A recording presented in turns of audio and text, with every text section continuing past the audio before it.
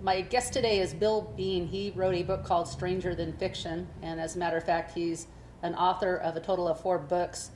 He has a very interesting testimony, probably one that's scarier than I've ever heard before, and his books are very captivating. It's one where you start reading and you almost can't put it down, very suspenseful. But the sad thing is, it's his true story.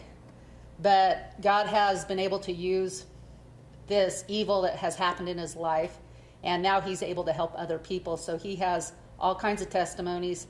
There's something out there right now called Ghost Hunters on the TV, and that is there's a danger in that. So we're going to be talking about what God has Bill Bean do that is according to God's word.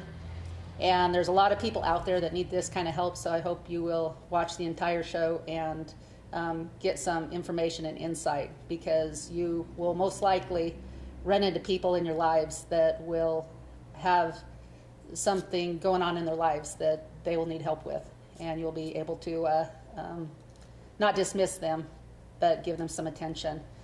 And Bill, thanks so much.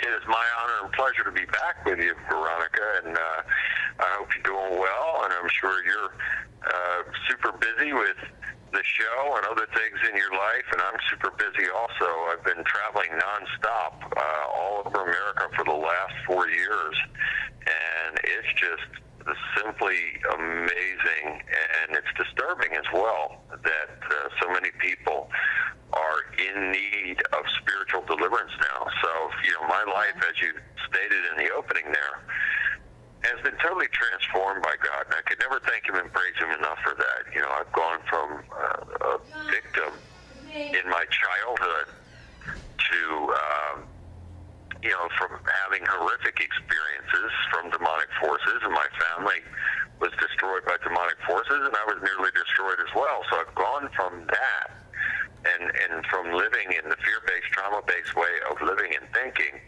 to having this total transformation from God into what I call warrior mode, which is walking in faith, strength, and courage. And God has transformed me into this spiritual warrior that he works through, and he's worked through me to help hundreds of people worldwide. I mean, he's also worked through me to help people in 40 different countries. And this is over the last 4 years, of this just constant nonstop travel. And it is quite a task, and it is quite a calling that he's put on me, but I'm forever grateful and thankful to him for, A, delivering me, and B, for putting this calling on my life, because the greatest thing in the world to know that God has actually worked through me to deliver someone and to change their life in a positive way to where they can move forward in peace, freedom, and victory, and have a quality of life after that. Right. So for people who want to know about Bill Bean's testimony, I'm going to have him give a snippet of it, but you can also hear it on my YouTube channel, but also on his website that you'll see below the screen. He gets some snippets of his testimony, but the very first book I read was Dark Force. I think that's his first book. And that describes his entire childhood. And it went from a good childhood, and they moved into a house that was very, very, very haunted, to say the least. And you want to talk about that? Sure, yeah, and that's where it all started. I mean, I was 4 years old when we moved into that house. It was a 3-bedroom ranch-style home located in Glen Burnie, Maryland, in a community called Herondale. And the house was located at the bottom of a downhill cul-de-sac. And again, the first time I stood there in front of the house, my sister was with me. Now, I was 4, she was 13, and my brother was 1. And I just recall the first time I saw the house, it just felt so ominous and foreboding. I was frightened. And my sister said she felt the same way. And the house was semi-dilapidated, and my dad, William Bean Sr., saw this as a restoration project. He was a master carpenter and a contractor. Just as when God is in our life and we're making him first, then he will guide us when we have real and close and personal relationship with God, then the enemy will target a person like that. And just as God can guide us to great things and blessings, the devil, who mocks and mimics everything that God does and puts a vulgar twist on it, can guide us to destruction. And I think that based on everything that I've come to know, I think that the devil actually led my parents to that house where evil was already manifest, present and manifest, and it combined with the evil that was already attached to her and her family, and possibly my dad and his family as well, because some things happened there. So it was the perfect storm, and this is why it was so severe for my family and I. So, you know, when you walked in, so based on everything I just said, and again, have the visual of this semi-dilapidated home, and we're standing there in front of it, and then when you walk in, you would walk in the front door into the living room, and the house was very dark. It had dark brown paneling on the walls, and very, very dark in there. Even on the brightest of summer days, it was still dark in that house. And when evil is present, there are atmospheric changes, and the atmospheric changes include the air feeling very heavy. You know, it's like a pressure. It's, again, frequencies at work as well, to where the air is very heavy, and sometimes people get ringing in their ears. And then also when demons are present, foul odors will accompany them, you know, whether that is the smell of rotted flesh or rotten eggs, sulfur, things of that nature. And so all those things were present at one time or another, you know, during the years that we lived there. But, you know, walking into the house again, so you're walking into the living room, into this, you know, darker than usual area, and the paneling, there was paneling on the walls, and it was dark brown, so it was dark brown, almost black in color. And for anyone that wants to see some photos of that house, just visit billbean.net and click on the photos section. And I have a bunch of different photos posted there, and some are from inside of that house, and you can have a visual and see what I'm talking about, you know, just looking at that dark brown paneling on the walls. And so, you know, as you enter into the living room, you would make a right down a long hallway, which had a tiled floor. It was hard tile. And my brother and I had the first bedroom on the right, and my parents had the next room on the right, and then my sister's room was across the hallway, the last room on the left. And that room is where I believe the main portal was located. And make no mistake, these entities use portals and doorways, and we see it very common now in our society, in TV shows and movies and concerts and all these kinds of things. These are sigil portals that are used for these entities to traverse through. And so I believe the main portal was located in my sister's room. And that room was always cold, even on the hottest of summer days. And that's also the room where the door would open and slam for many repetitions at a time. Yeah. So a picture for people in general, because there's so much we can talk about, but your dad became...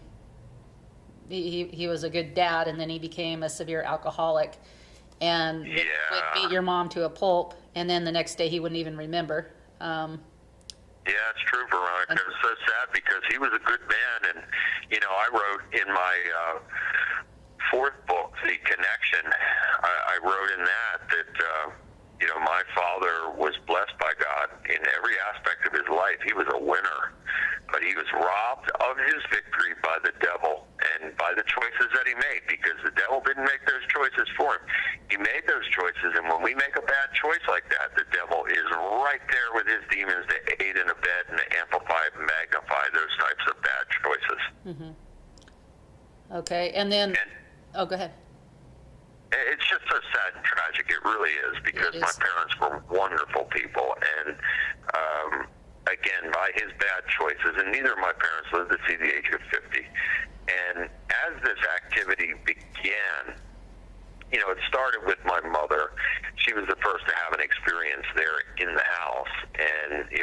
immediately after moving in. My dad had taken us with him for the day to my grandparents, his parents' house, to get us out from under my mother's feet so she could have time to unpack and organize without us bothering her. And it was, so she was in the house alone, and it was during the course of this that she felt the presence come into the room, and she thought that it was my dad sneaking back in to play a joke on her, and she spun around, and no one was there, you know, and so she was absolutely just totally perplexed and unnerved, and couldn't understand what was taking place, and eventually tried to go back to doing what she was doing, and then my sister's bedroom door slammed shut by itself, and that was enough to make her go and wait outside until we returned. So that's where it started, and then it just continued to escalate, and escalated all the way into violent physical attacks on us from these demonic entities. Mm-hmm. And my dad, I found out, another story that I never knew, and my brother, I love him dearly, but he's very closed. Sometimes when people have these types of traumas, and you know, certainly at high levels of traumas, they don't want to talk about things, and he has really kept it closed off for many years until one day over at his house, and he began to tell me some of the things that he witnessed and that he experienced, and I was just astounded. And one thing that took place, one account took place when I was not there. I was staying over at my grandmother's house for the evening, and he said, and this would have been around probably 1974, 1975, he said that my dad came in one evening in a drunken stupor, and when he entered into the home, and he says he witnessed this, and I believe him, he says that an unseen force picked my dad up by the throat and threw him through the double closet doors in the living room.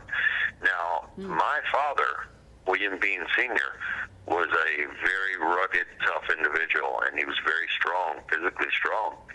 And he was a man's man, so, I mean, he wasn't afraid of anyone or anything, and was a fighter and things of that nature, yet was, according to my brother, and again, I believe my brother, he'd have no reason to lie about it, manhandled by this entity.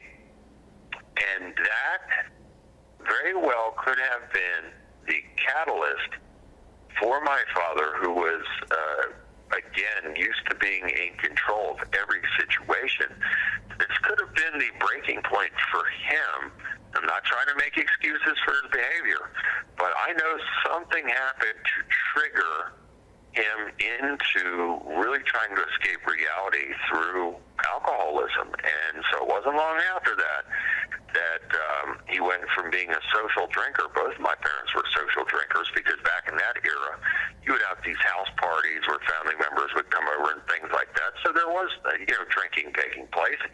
And so he went from being that type of social drinker to where he turned into this raging alcoholic who began to physically abuse my mother on a regular basis, and he nearly killed her on several occasions. And I do believe that by him being under attack in that way, and by him trying to escape reality, I feel that while under the influence of alcohol, he lowered his frequency and vibration and made himself vulnerable and wide open for the devil and his demons to attack him, and then to work through him to be an attacker.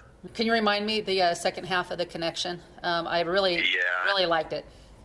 And I have to tell you that, I've written 5 books, and out of the 5, that is my favorite. And that book, it was tough to write in the beginning, because, again, I had to, like you said, I had to let the reader know where I was in order to let them know how God transformed my life and where I'm at now.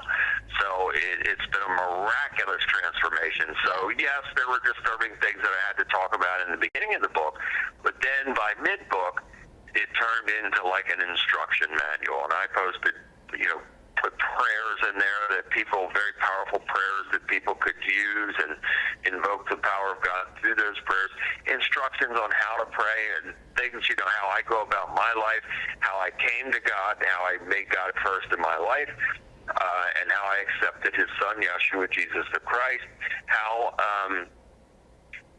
God has just totally transformed my life and has blessed me so much. I have, for as much as I suffered, my life is 50 times more blessed than it was ever cursed. And I thank God and praise God for that. He continues to amplify and magnify the blessings. So really, the overall message of the book and for the book is that, hey, if God could do this for me, which he did, surely he'll do it for anybody out there that's calling on him, that's in a bad place, that's in distress. God will do it. He is there, and he will always be there. It is we who leave him. He never leaves us. Right. I always see example after example of when a person goes through trauma. It could be the most horrific stuff. If they turn to God, God will do just what happened in Bill's life, and he'll multiply the blessings. And usually you'll wind up an expert in that particular area, and you'll wind up helping other people. But most of the time what happens is people, they get mad at God and they blame him instead of the devil, and then they walk away, and then their life never gets better, and a lot of times it even gets a lot worse. So anyway, yeah, I appreciate your testimony for sure. And I totally agree with you, and it's so sad, and again, I'm so thankful to be in this position to where God really does work through me to help transform lives, and it is the greatest thing to know that God's worked through you to do that, but also to know that that is your calling and purpose in life. Mm-hmm. Yep. So, your new book, and I didn't know, what's your fifth book? The new one, I've written two books in 2018, so, The Connection was the first one. Uh-huh. I wrote that in early 2018, and then the new book, which is Stranger Than Fiction, I wrote that in December of 2018, so, that's the fresh one off the presses, and that one is covering a lot of different topics that are very relative to what is taking place in the world today and how the devil is just creating havoc through a variety of things. And in that book, it talks about angels, demons, what some people call ghosts, UFOs, Bigfoot, an actual chapter was written by my dear friend Mike Supa that he interviewed a police officer in Whitehall, New York, that had a almost face-to-face encounter with a 7 to 8 foot tall Bigfoot type of creature. That this took place in the late 1970s. His name's Brian Goslin, and very riveting account. Mm-hmm. And I don't doubt it for a second that it happened. And then my dear friend Travis Short wrote a chapter on Mothman, and another dear friend Kent Baker wrote a chapter on CERN, and then we cover the Mandela effect, and then the final word is where I'm really talking about how the devil in disguise has tricked the whole world, and he is in a full assault and full out attack on the world. And again, God is allowing this because this is part of the great deception and the ultimate test of faith, and even the very elect will be deceived, and some surely are. And so the devil is full bore now, wide open in trying to take as many people with him as he possibly can. Yeah. And so I feel, as part of my calling from God, that it is part of my job to just try and plant good seeds with people, make people aware, because knowledge is power. So in this book, talking about the Bigfoot, for instance, I feel that they are the offspring of the offspring. So the B'nai Elohim, the sons of God, were cast out of heaven. So Satan and a third of the angels are cast out. And it's quite possible, I believe that they were cast out in UFOs, flying craft, and I think that they came down here, and I think that they took human women for their wives and had and produced a hybrid offspring of giants called the nephilim, and the nephilim had unnatural sex acts with the beast in the field, apes and bears and other things, and this produced another offspring, which are these Bigfoot Sasquatch creatures. So I very much believe that they are part angel, fallen angel, which is Nephilim, the sons of God, so the offspring of the sons of God. So they are part fallen angel, they are part human, and then they are part ape, bear, or whatever those Nephilim, had those unnatural sex acts with. They are a combination of things, but make no mistake, I believe they're every bit as much supernatural as they are a physical, solid creature. Yep, I agree. And I know these issues are controversial, but there's what's happening is because the Christian world is not addressing it. We have the New Agers are addressing it, so you get a lot of people that actually follow the New Age movement because they swear they saw a UFO or whatever, and the Christians aren't taking it on. So I appreciate Bill for taking this on. He is an expert in because he talks with so many people and he's been involved in so many of this stuff. And I also appreciate what he says too, because I do, I don't have the expertise that he does, but I do a lot of research on some of the unknown to try to, figure it out. And I've come to the same conclusion myself. So on everything that you have in your book, I totally concur with. And I thank you, and you're a brilliant woman as well, so you're very informed, and you know what you're talking about, and God has blessed you with wisdom and knowledge, and I just pray that for more people. It's time now. Veronica, it is time now for people to come out of this spell that they're under, and that's exactly what this is, again, through frequency and vibration and invocation of these spells. That's what is happening here. People are spellbound, and so it's time for them, by the power of God, to wake up and see the truth for what it is. And all these things, every single thing that I have in this new book, Stranger Than Fiction, it's all related. And if you read the book and you get to the end, I hope, so far I've had an overwhelming amount of reviews from people saying, wow, it makes so much sense to me. I never thought of it like that, and it all makes sense. You connected the dots and all.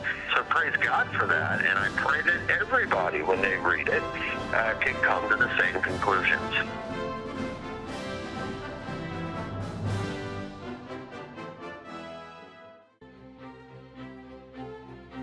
Inspiration. Arts and crafts. Health and wellness. Communication and information. We're here to encourage and inspire you. You have a gift? We know you do. And so do we. Whether you come in to look by or want to promote your gift, we invite you to come in because when we're working together, we can accomplish great things. We the generation, the world is very cold. Wow, scared of we come making.